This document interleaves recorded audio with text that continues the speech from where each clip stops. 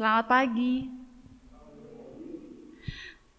Selamat pagi saudara-saudari Jemaat GKT Trinity Palu. Salam sejahtera bagi kita semua. Mari kita semua datang kepada Allah Tritunggal dengan membawa rasa hormat dan syukur kita kepadanya. Jemaat, saya persilakan untuk bangkit berdiri.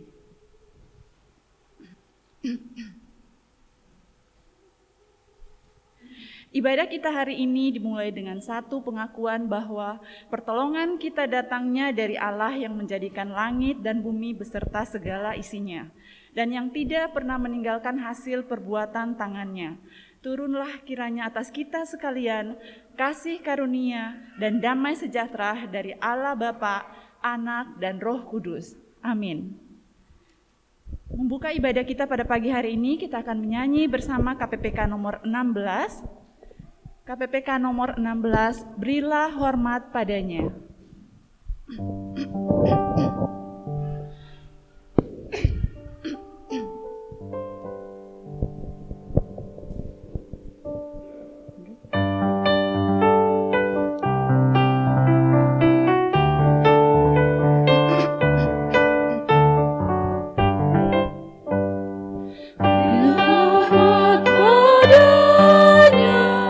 Pada Allah Maha Tinggi, berilah hormat padanya.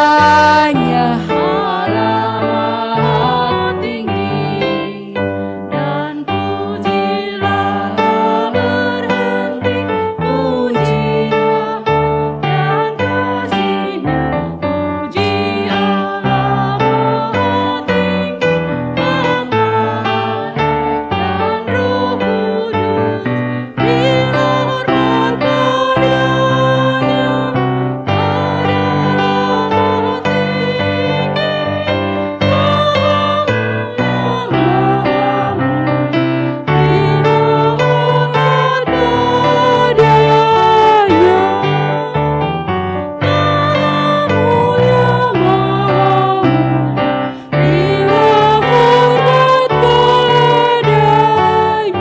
Glory to God.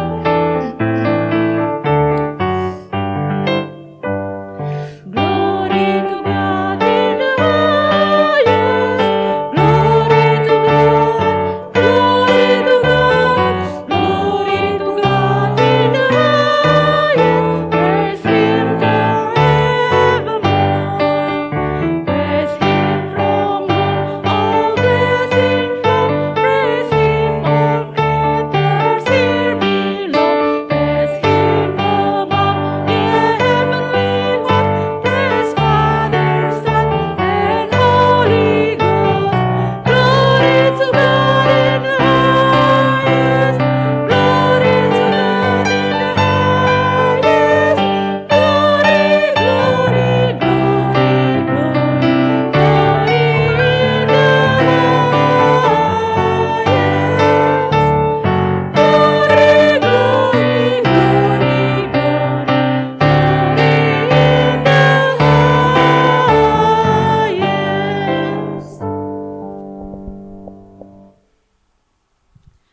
Dengarkanlah nats Alkitab yang menjadi landasan ibadah kita pada pagi hari ini yang terdapat di dalam Roma 16 ayat 27.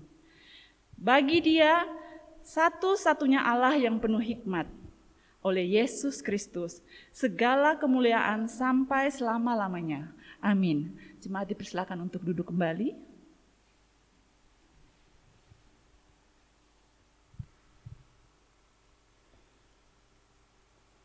Mari kita memuji Allah dengan menaikkan KPPK nomor 193. KPPK nomor 193, Tuhan kini ku datang.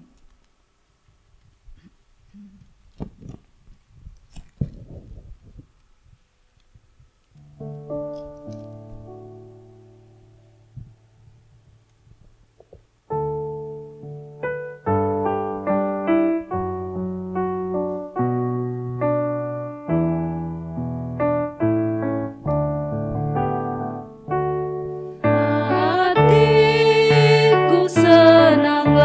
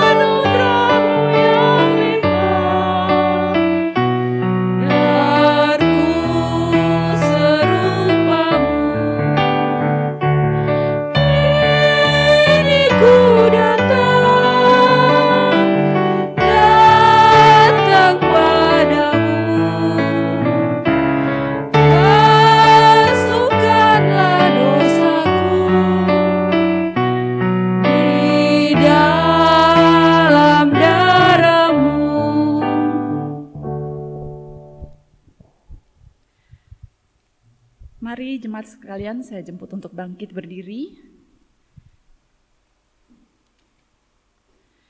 Di hadapan Allah kita akan mengakui segala perbuatan dosa kita yang telah kita lakukan.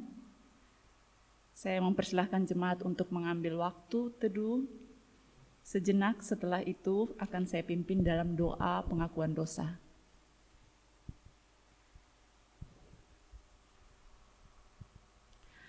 Allah Bapa yang bertata dalam kerajaan surga, kini kami datang di tempat ini ya Tuhan, dalam segala ketidaklayakan kami sebagai anak-anak-Mu yang berdosa, yang tidak kudus, yang mendukakan hati-Mu dalam segala perbuatan, pikiran. Tuhan, hanya Engkaulah yang mampu membebaskan kami dari semua ini. Hanya pengampunan-Mu lah yang selalu setia dan ada bagi kami yang mau mengaku dosa di hadapan-Mu. Saat ini kami mau beribadah dan kami mohon Tuhan untuk mengampuni segala dosa kami, pelanggaran kami, segala yang tidak berkenan di hadapan-Mu yang telah kami lakukan. Sehingga kami boleh layak untuk datang ke hadapan-Mu saat ini untuk memuji dan memuliakan Engkau di tempat ini. Inilah doa kami, permohonan kami yang kami bawa hanya dalam satu nama, Tuhan kami Yesus Kristus. Amin. Dengarkanlah berita anugerah yang terambil dalam Yesaya 1 ayat 18. Marilah, baiklah kita berperkara, firman Tuhan. Sekalipun dosamu merah seperti kirmizi, akan menjadi putih seperti salju. Sekalipun berwarna merah seperti kain kesumba, akan menjadi putih seperti bulu domba. Dengarkan pula petunjuk hidup baru yang terambil dalam 2 Petrus 1 ayat 10. Karena itu saudara-saudaraku, berusahalah sungguh-sungguh supaya panggilan dan pilihanmu makin teguh. Sebab jikalau kamu melakukannya, kamu tidak akan pernah tersandung. Silahkan duduk jemaat sekalian. Kita akan masuk dalam pengakuan iman kita dan doa syafaat. Sebelum itu kita akan memuji Allah dari KPPK nomor 295. KPPK nomor 295, ku pancarkan keindahan-Mu. Let the beauty of Jesus be seen in me. KPPK nomor 295.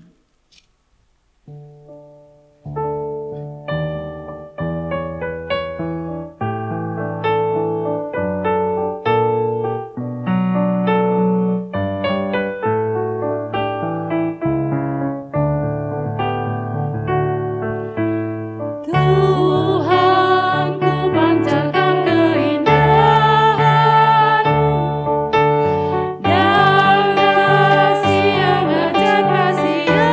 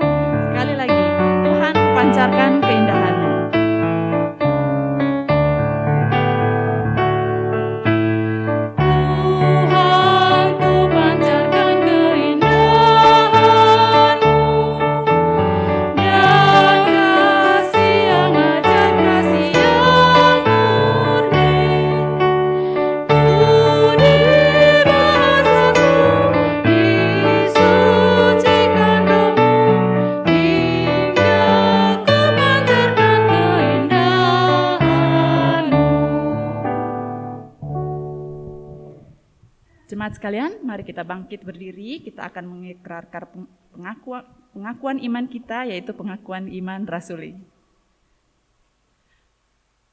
Pengakuan iman rasuli. Aku percaya kepada Allah Bapa yang Maha Kuasa, Khalik langit dan bumi, dan kepada Yesus Kristus, anaknya yang tunggal Tuhan kita, yang dikandung daripada Roh Kudus, lahir dari anak darah Maria, yang menderita sengsara di bawah pemerintahan Pontius Pilatus, disalibkan, mati dan dikuburkan, turun ke dalam kerajaan maut. Pada hari yang ketiga bangkit pula dari antara orang mati, naik ke sorga, duduk di sebelah kanan Allah, Bapa yang Maha Kuasa. Dan dari sana ia akan datang untuk menghakimi orang yang hidup dan yang mati. Aku percaya kepada Roh Kudus, gereja yang kudus dan am, persekutuan orang kudus, pengampunan dosa, kebangkitan tubuh, dan hidup yang kekal. Doa syafaat oleh hambanya, Evangelis Michael.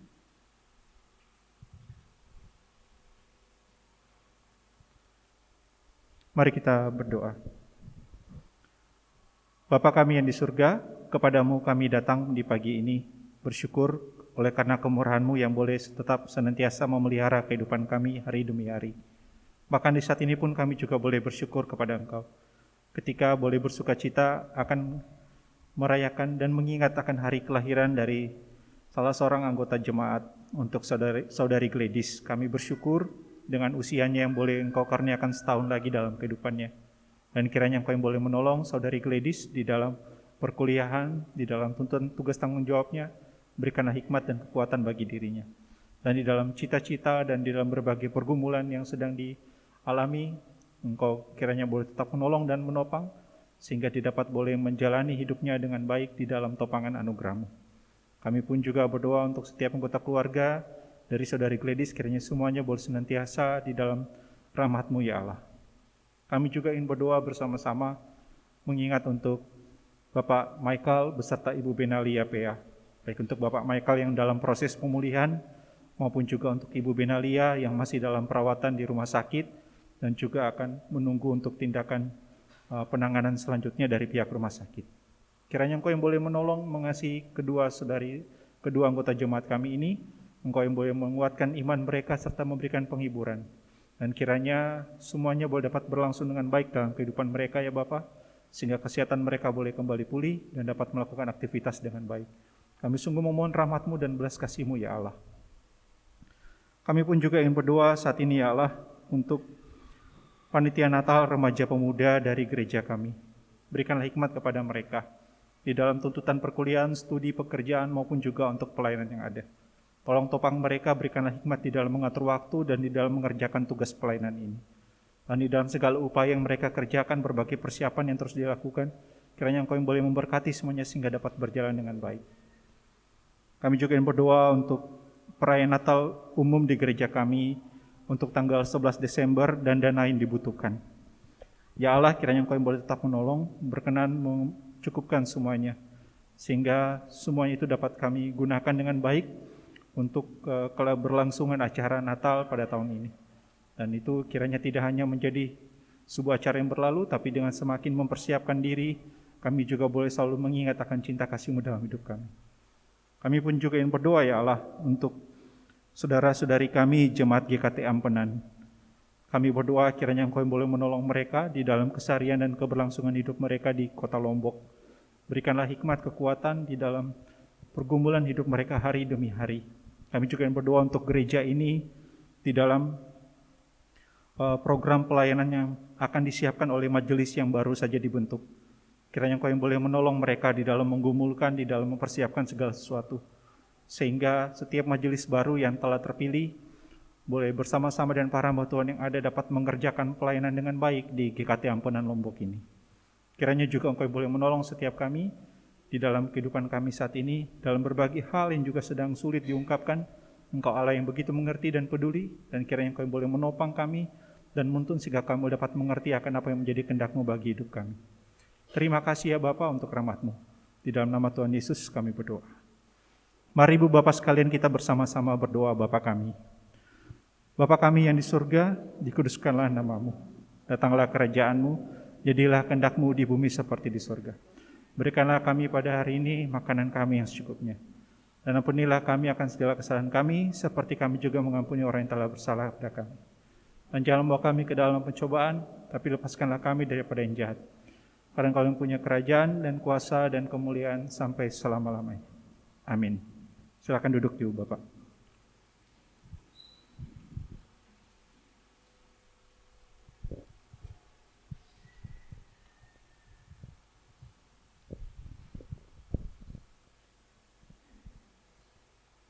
Saatnya kita akan mendengarkan firman Tuhan bersama-sama. Sebelum itu, mari kita mempersiapkan diri kita melalui KPPK nomor 417. Seperti rusa rindu air. KPPK nomor 417.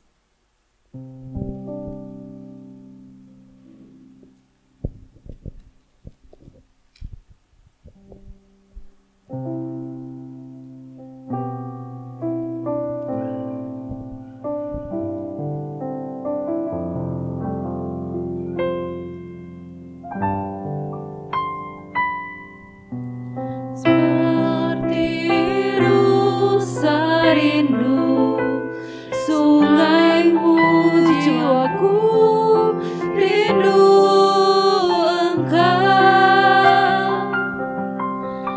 Kaulah Tuhan rasa hatiku, ku rindu menyembahmu.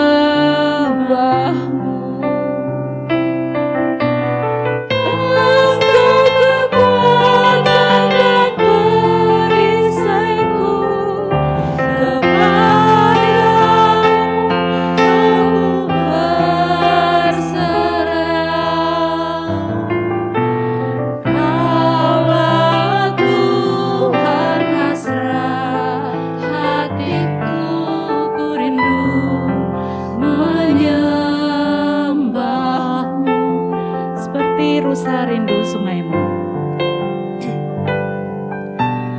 Seperti rusa rindu sungaimu, jiwaku rindu Engkau.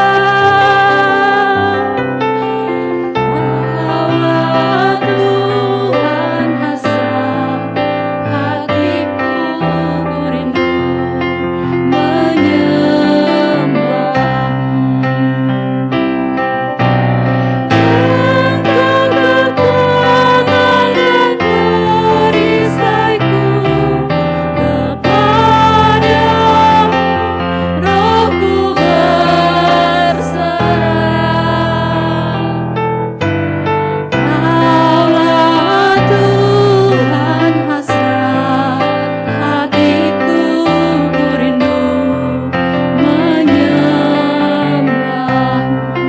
Yesus, Yesus.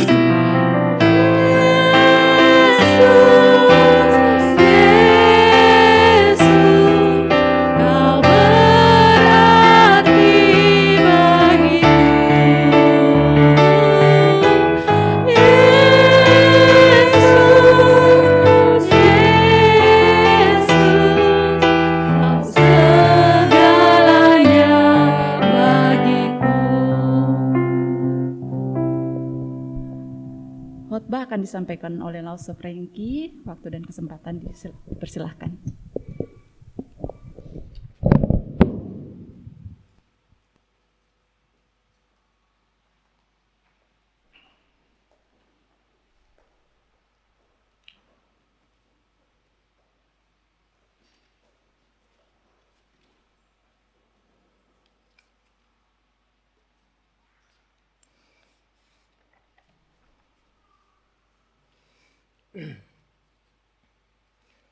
Selamat pagi Bapak Ibu Saudara yang diberkati Tuhan.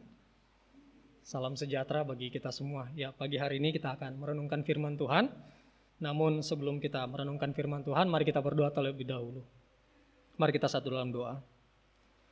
Bapa kami yang bertata di dalam kerajaan surga, Bapa yang kami muliakan di dalam Kristus Yesus Tuhan kami sungguh bersyukur kepadamu ya Tuhan untuk kebaikan-Mu dalam hidup kami.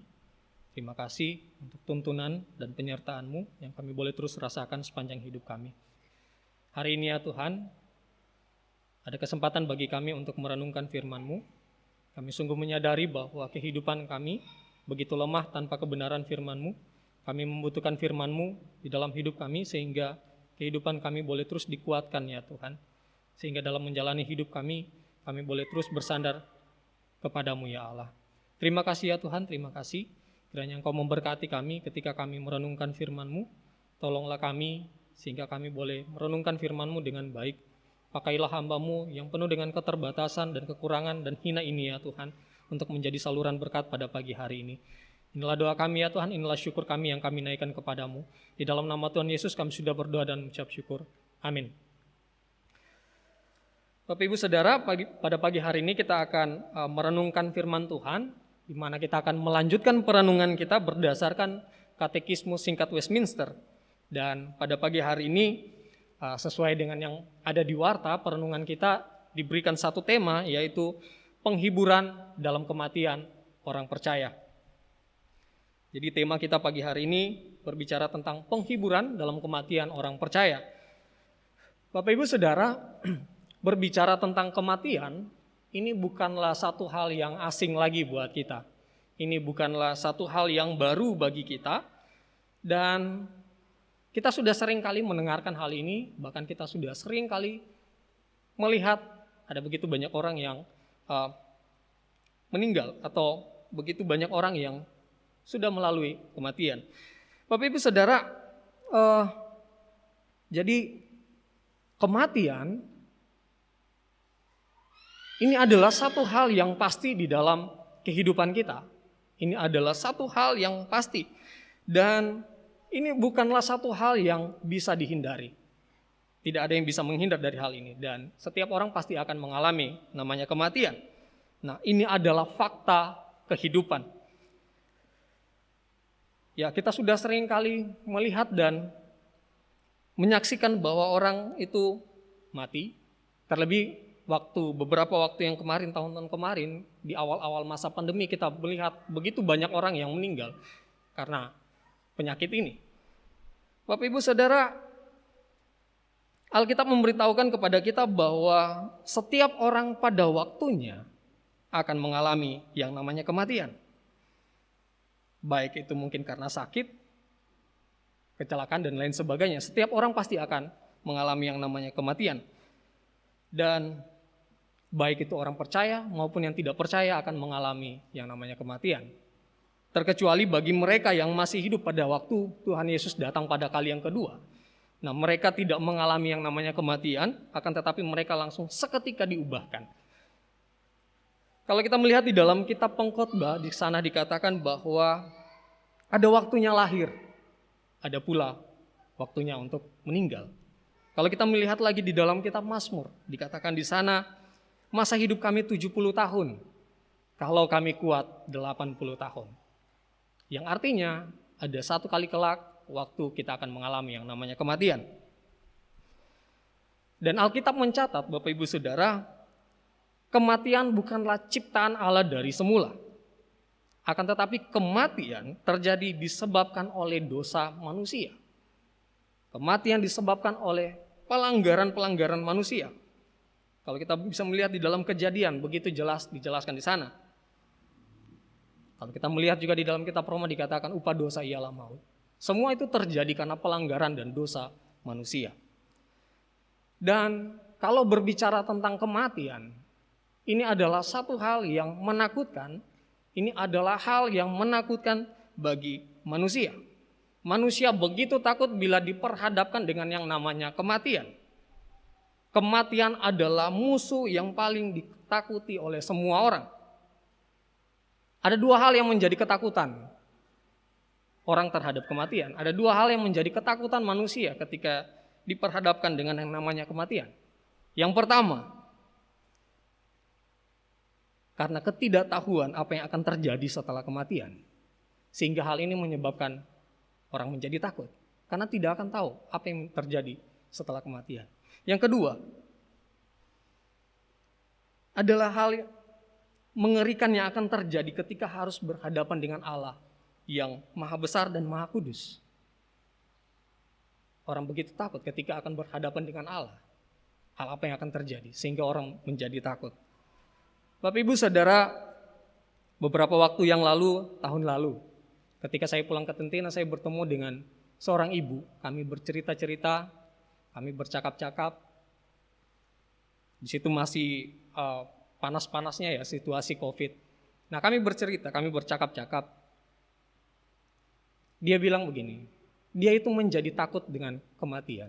Dia sangat takut ketika menyaksikan di berita televisi, mendengarkan dimanapun, dengar lagi cerita-cerita dari orang, mendengar begitu banyak kematian yang diakibatkan oleh COVID, sehingga dia menjadi takut. Dia takut dengan namanya kematian. Itu menjadi menghantui dirinya.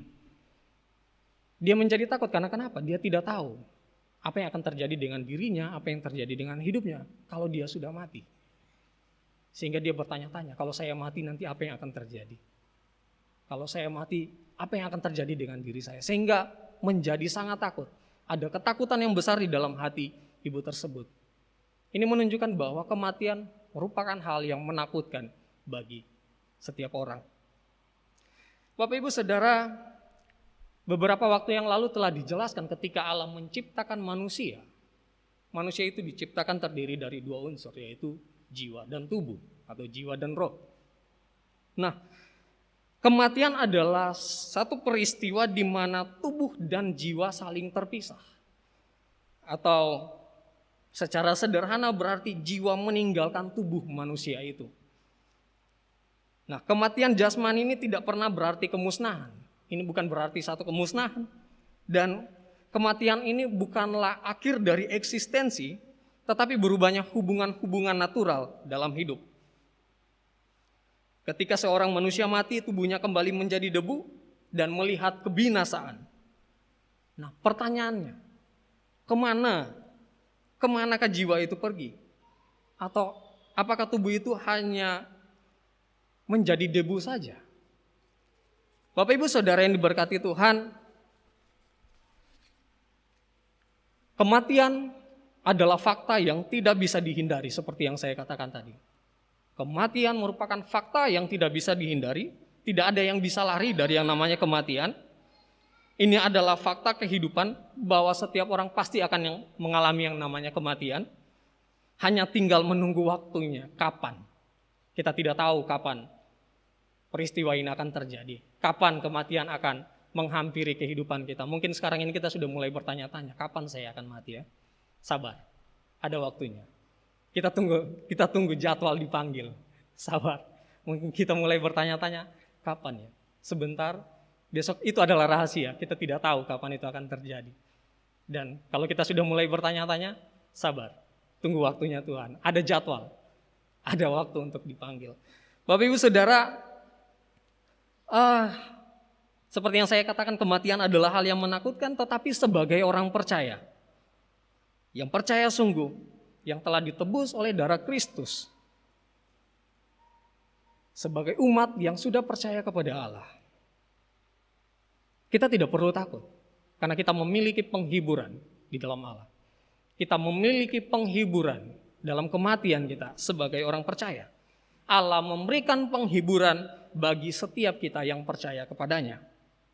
Nah, pertanyaannya, apa penghiburan dalam kematian orang percaya?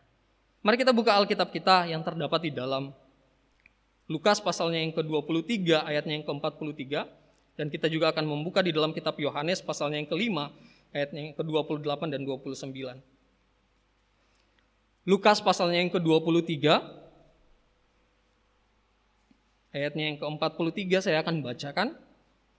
Kata Yesus kepadanya, "Aku berkata kepadamu, sesungguhnya hari ini juga engkau akan bersama-sama dengan aku di Firdaus." Saya bacakan sekali lagi, kata Yesus kepadanya, "Aku berkata kepadamu, sesungguhnya hari ini juga engkau akan ada bersama-sama dengan aku di dalam Firdaus." Kita buka lagi di dalam Yohanes pasalnya yang ke-5, ayatnya yang ke-28 hingga ayatnya yang ke-29. Saya akan bacakan. "Janganlah kamu heran akan hal itu, sebab saatnya akan tiba bahwa semua orang yang di dalam kubur akan mendengar suaranya, dan mereka yang telah berbuat baik akan keluar dan bangkit untuk hidup yang kekal. Tetapi mereka yang telah berbuat jahat akan bangkit untuk dihukum. Amin. Kebenaran firman Tuhan, berbahagialah bagi setiap kita yang membaca, merenungkan, dan melakukan firman Tuhan dalam kehidupan kita hari lepas hari. Bapak Ibu Saudara, seperti yang saya katakan tadi bahwa ketika manusia mengalami kematian, maka jiwa manusia itu terpisah dari tubuh.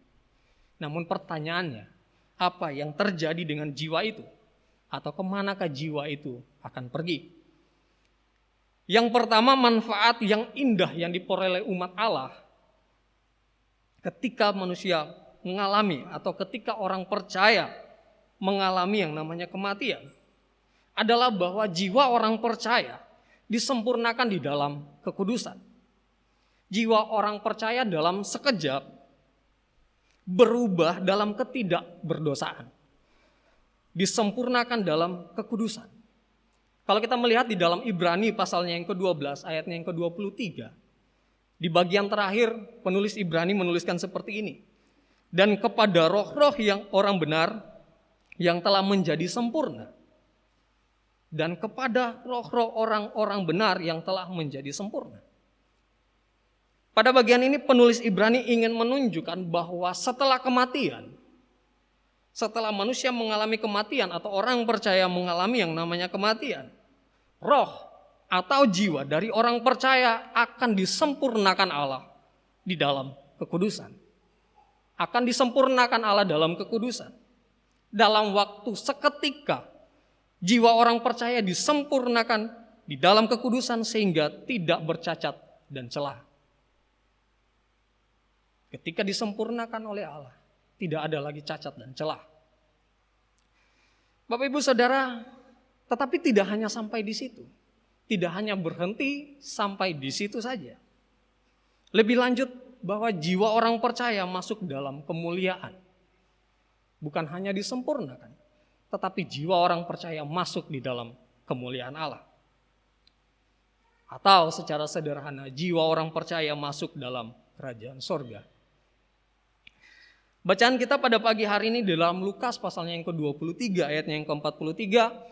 Ini bukanlah satu peristiwa yang asing lagi bagi kita. Ini adalah satu peristiwa di mana Tuhan Yesus sedang disalib. Ketika Tuhan Yesus sedang berada di salib.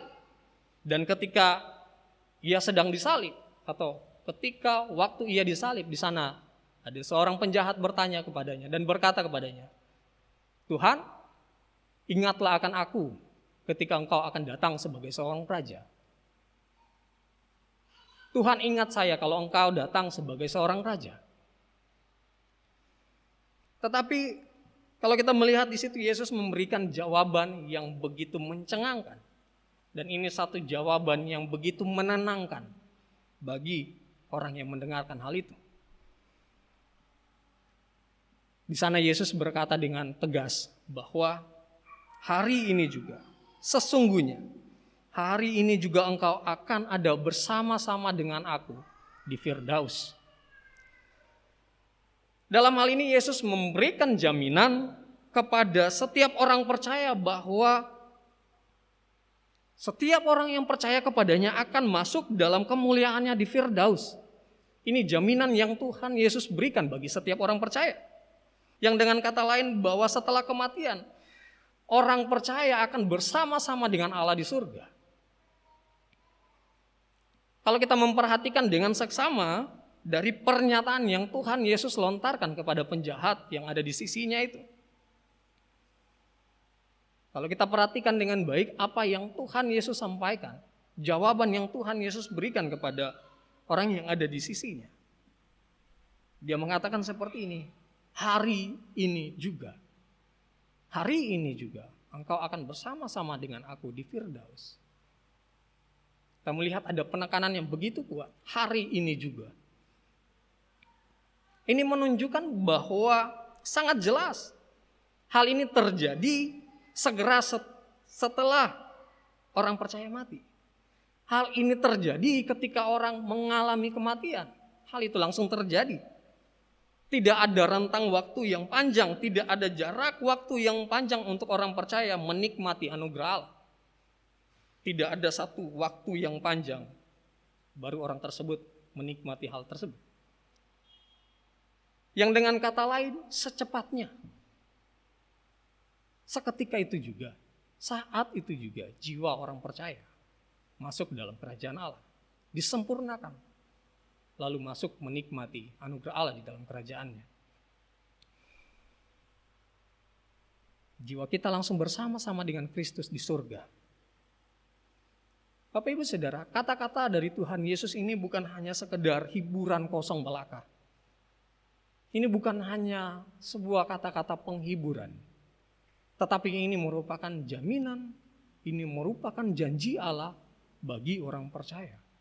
Bagi setiap mereka yang percaya, mereka akan langsung masuk dalam kerajaan Allah. Mereka langsung menikmati anugerah Allah di dalam hidup mereka, bersama-sama dengan Allah di surga. Dan ini merupakan jaminan yang melegakan bagi setiap kita umat yang percaya kepadanya. Bapak Ibu Saudara, dalam hal ini jiwa orang percaya secara langsung kembali kepada Allah yang memberikannya. Di mana orang percaya akan memandang wajah Allah. Di mana kita akan memandang wajah Allah di dalam terang dan kemuliaannya. Dan di sana kita menantikan penebusan sempurna bagi tubuh kita atau bagi tubuh orang percaya. Bapak Ibu Saudara, berbeda halnya dengan mereka yang tidak percaya. Kalau bagi kita orang yang percaya, kita langsung disempurnakan dan kita langsung menikmati anugerah Allah di kerajaan surga. Tetapi berbeda dengan orang yang tidak percaya. Bagi mereka yang tidak percaya, jiwa mereka akan dilemparkan ke dalam neraka di mana mereka tetap akan berada dalam penyiksaan dan kegelapan. Disimpan untuk penghakiman di hari terakhir. Ini yang akan terjadi bagi mereka yang tidak percaya.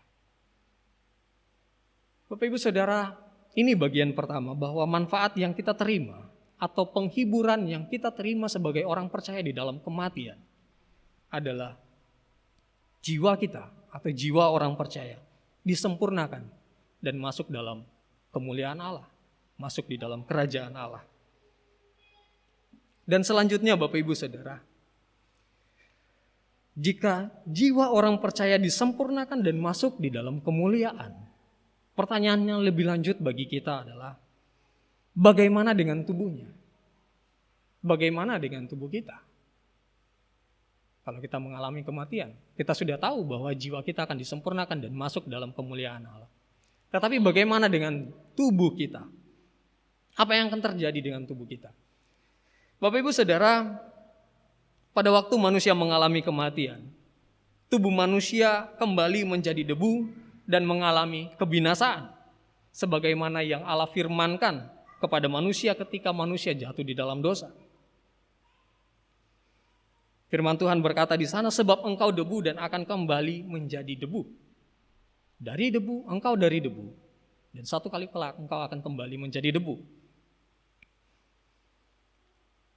Bapak Ibu Saudara, baik Alkitab maupun berdasarkan pengamatan kita tidak menunjukkan adanya perbedaan antara orang benar dan orang fasik dalam hal kondisi tubuh fisik setelah kematian.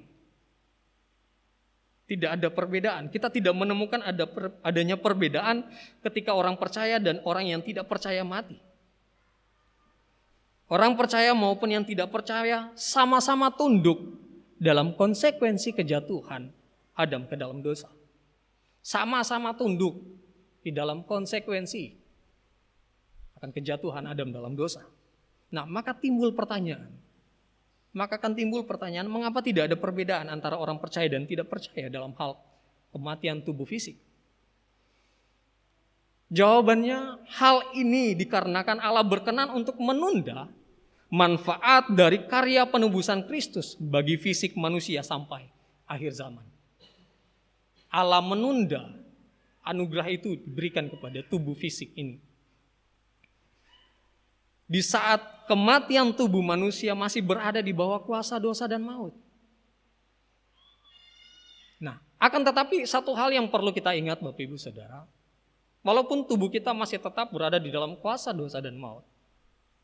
Tetapi satu hal yang perlu kita ingat bahwa orang percaya yang mengalami kematian, tubuh mereka tetap menjadi milik Allah dan sedang dipersiapkan bagi kebangkitan menuju hidup yang kekal. Tubuh kita sedang dipersiapkan untuk menuju satu hal yang indah. Menuju satu hal, yaitu akan dibangkitkan pada akhirnya.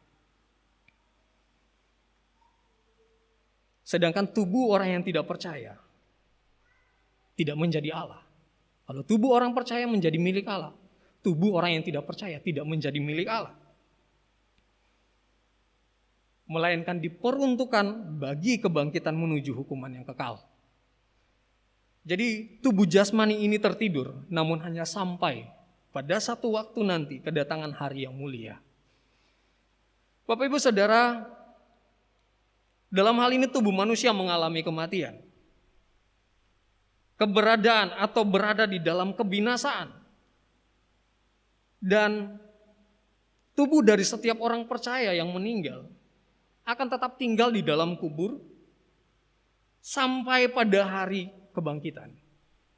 Tubuh orang percaya tetap berada di dalam kubur sampai pada satu hari waktu akan dibangkitkan. Kalau kita melihat di dalam kitab Daniel dituliskan begini. Dan banyak dari antara orang-orang yang telah tidur di dalam debu tanah akan bangun.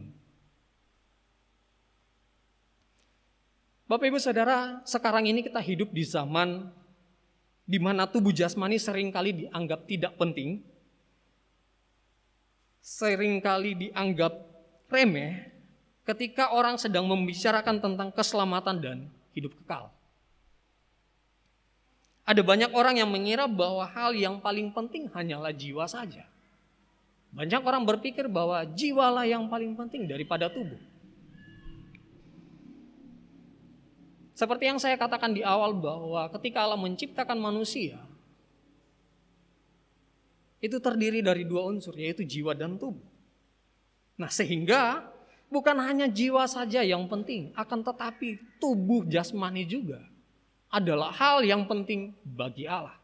Tubuh jasmani ini juga sangat-sangat penting bagi Allah.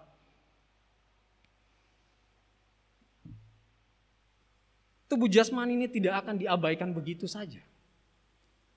Bapak Ibu Saudara, pada bacaan kita yang kedua dalam Yohanes pasalnya yang ke-5 ayatnya yang ke-28 sampai ayatnya yang ke-29. Tuhan Yesus memberikan penjelasan bahwa saatnya akan tiba. Ada waktunya. Ada saat di mana bahwa semua orang yang di dalam kuburan akan mendengar suaranya. Dan mereka yang berbuat baik akan keluar dan bangkit untuk hidup yang kekal. Tetapi mereka yang telah berbuat jahat akan dibangkitkan untuk dihukum. Pada bagian ini Tuhan Yesus ingin menegaskan bahwa pada waktunya nanti, pada satu kali waktu yang kelak, tubuh jasmani manusia akan dibangkitkan. Semua orang akan dibangkitkan. Sebagaimana yang dituliskan di dalam kitab Daniel.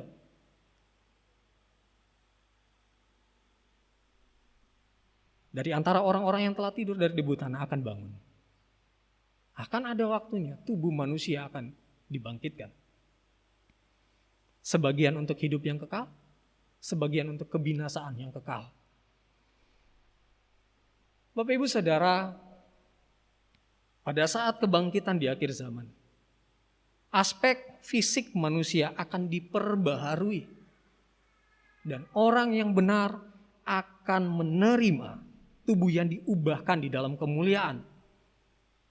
Itu serupa dengan tubuh Kristus pada waktu ia bangkit. Dan orang fasik juga akan dibangkitkan. Tetapi ke dalam kehinaan dan kecemaran untuk menerima penghakiman yang adil terhadap dosa fisik dan dosa jiwa. Bapak Ibu Saudara, bagi orang percaya, di saat kebangkitan, tubuh pada akhirnya akan dibebaskan. Disatukan kembali dengan jiwanya, dan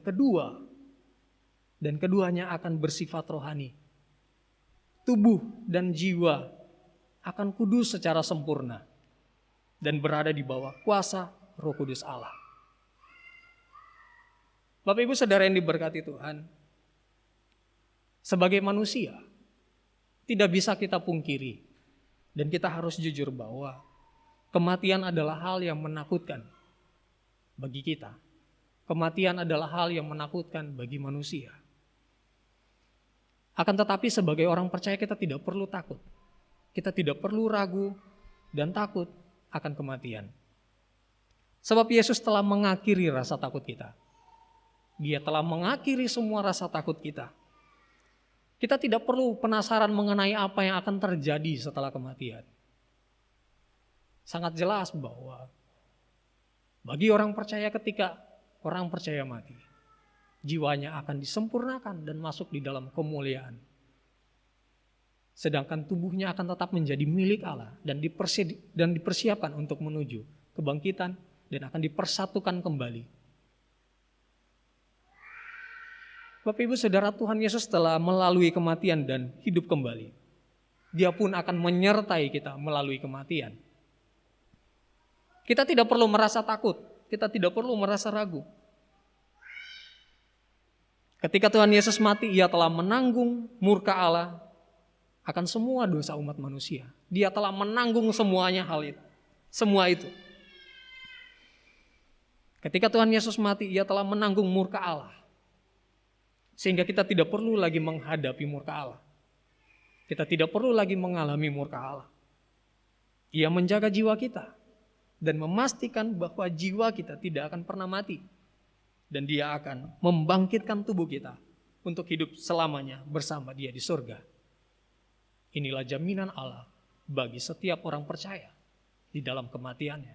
Sehingga kita tidak perlu takut dan kita tidak perlu khawatir.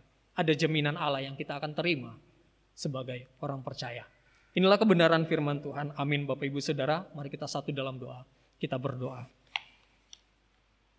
Kami sungguh bersyukur kepadamu ya Allah untuk cinta dan kasih sayang-Mu di dalam kehidupan kami. Kami sungguh bersyukur karena Engkau sungguh baik di dalam kehidupan kami. Kami sungguh bersyukur karena cinta-Mu di dalam kehidupan kami. Kami sungguh bersyukur karena Engkau telah mengampuni kami di dalam keberdosaan kami. Dan Engkau telah menerima kami sebagai anak-anak-Mu. Dan kami sungguh bersyukur kami boleh menikmati begitu banyak jaminan Tuhan di dalam kehidupan kami. Dan terima kasih ya Tuhan, Engkau telah menguatkan kehidupan kami. Engkau menguatkan kerohanian kami. Kami tidak perlu lagi takut dan ragu ketika kami harus menghadapi kematian. Karena di dalam kematian orang percaya ada jaminan Tuhan. Ada jaminan Tuhan yang begitu indah yang Tuhan berikan bagi kami. Terima kasih ya Tuhan untuk semuanya itu.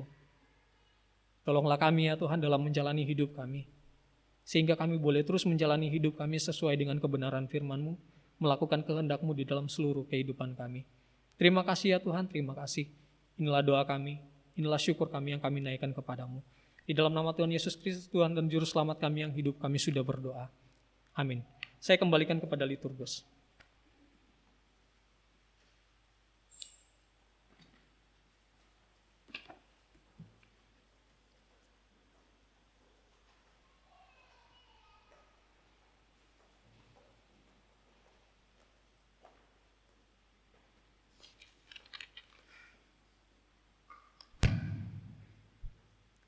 Terima kasih kepada hamba-Nya yang telah memberitakan firman Tuhan pada pagi hari ini. Kiranya kita senantiasa setia untuk melakukannya dalam kehidupan kita hari lepas hari.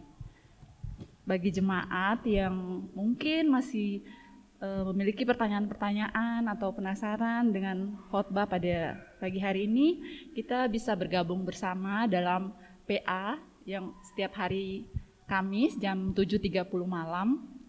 Siapa tahu ada yang bertanya tentang materi khotbah hari ini, boleh datang di PA setiap hari Kamis malam jam 7.30 di ruang bawah, di ruang Yohanes.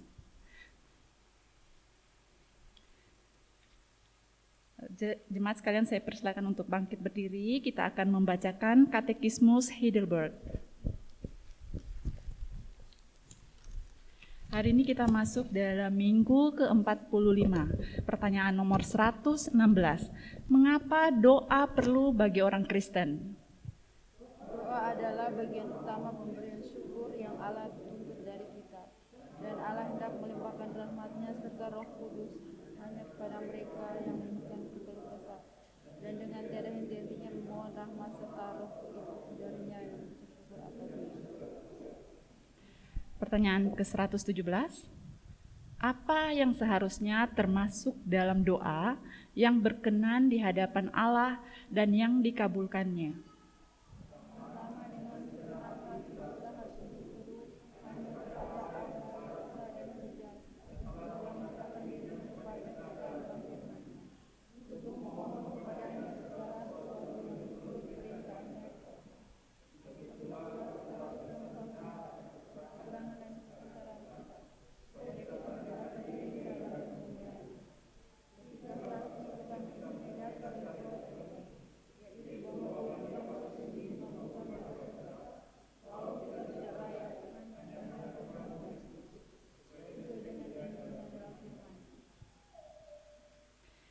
Pertanyaan ke-118. Apa yang Allah perintahkan agar kita memohon kepadanya?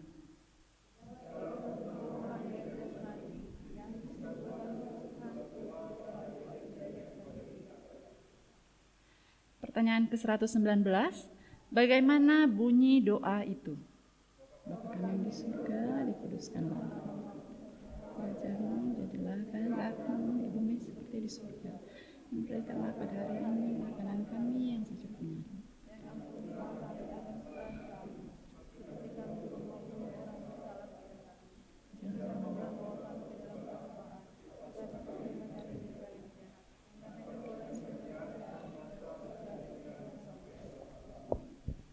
Terima kasih, dipersilakan untuk duduk kembali.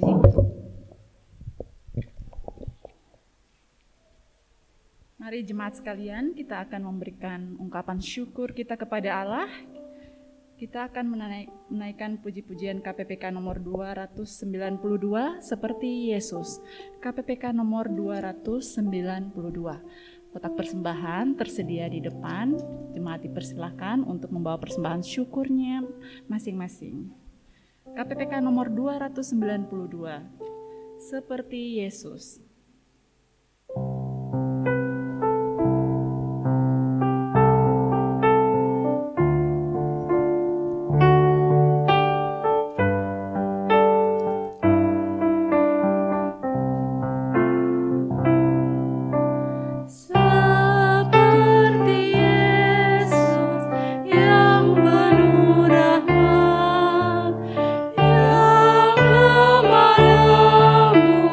Dan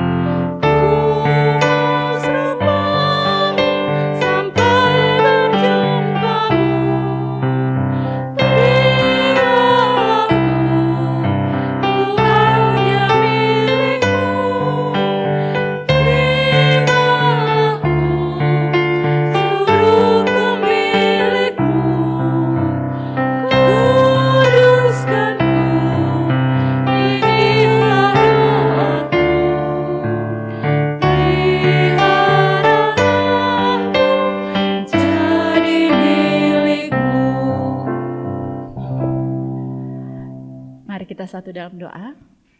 Allah Bapa yang bertata dalam kerajaan surga, Maha suci, Maha kudus, Maha mulia Engkau di tempat yang maha tinggi.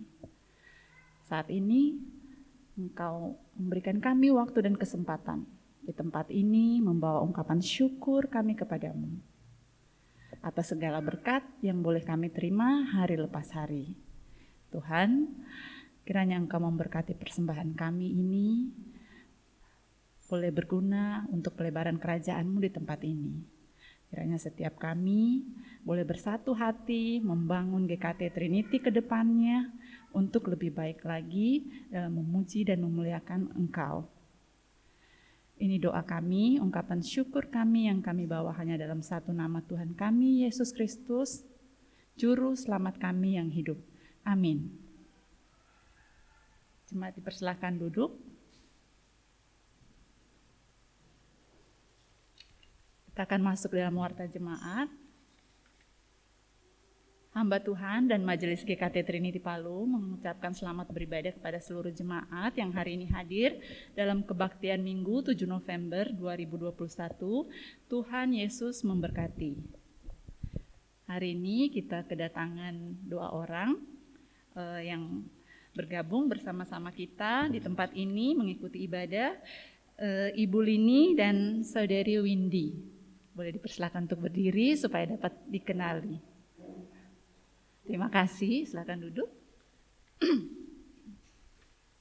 Untuk jemaat yang berulang tahun dari tanggal 31 Oktober sampai 7 November 2021, Saudari Gladys Anggomes tanggal 4 November. Diucapkan selamat ulang tahun, kiranya Tuhan memberkati. Untuk kebutuhan perayaan Natal kita tahun ini, kita membutuhkan anggaran sebanyak 7.500.000. Telah disediakan kotak persembahan untuk perayaan Natal. Silahkan bagi jemaat yang terbebani untuk mendukung kegiatan kita, dipersilakan untuk mengisi kotak persembahan ataupun mentransfernya ke rekening gereja. Kemudian data kehadiran sepekan dalam persekutuan doa pada Kamis 28 Oktober, kehadiran 4 orang. Sabtu 30 Oktober 2021, remaja pemuda ada 12 orang. Minggu 31 Oktober 2021, sekolah minggu ada 5 orang. Dan Minggu 31 Oktober 2021 dalam kebaktian umum 39 orang. Beberapa pokok doa sepekan kiranya boleh didoakan di rumah masing-masing. Jadwal dan kegiatan sepekan, kebaktian umum Minggu 14 November 2021 jam 10 WITA dengan tema manfaat pembenaran, adopsi, dan pengudusan. Pengkhotbah adalah Evangelis Janvik, liturgos Bapak Ang Cingbun, pemusik Bapak Calvin, singer Saudari Natasha dan Saudari Gladys, doa syafaat Evangelis Michael, doa persembahan Bapak Ferry Tolembo, penerima tamu keluarga Bapak Markus. Untuk Minggu tanggal 21 Oktober dapat dibaca di warta, bagi yang bertugas dapat mempersiapkan diri untuk melayani Tuhan. Untuk persekutuan doa tanggal 4 November 2021, jam 19.30 WITA di ruang Yohanes ya di bawah. Pengkhotbah adalah Evangelis Michael. Persekutuan remaja dan pemuda Sabtu 13 November 2021 jam 18.30 di GKT Trinity. Petugas pujian Saudari Abigail. Pemberita firman Saudara Frankie. Untuk sekolah minggu, baik yang offline maupun online, Minggu 14 November 2021, jam 8.30 WITA, tempat GKT Trinity. Ada warta tambahan? Kita akan masuk dalam doksologi dan doa berkat. Jemaat dipersilakan untuk bangkit berdiri.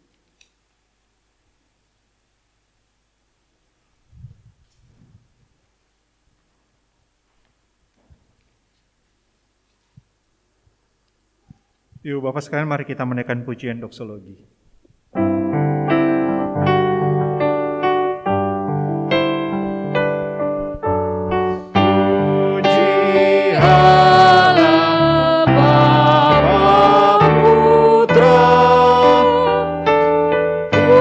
Puji Allah Roh Kudus,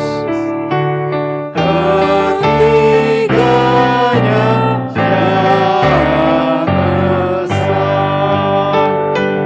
Pohon selamat, sumber berkat.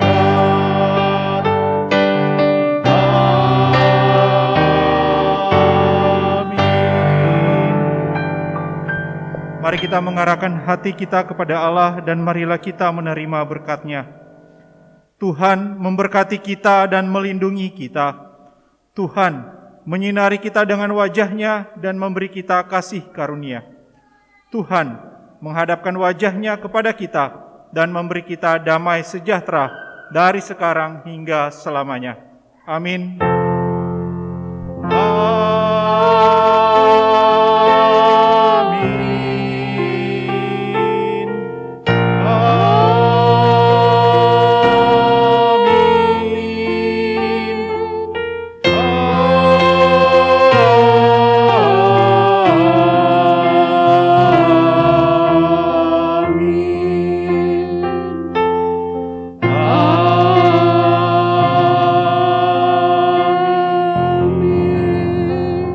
Silakan duduk Ibu Bapak, silakan mengambil satu teduh, kebaktian kita selesai.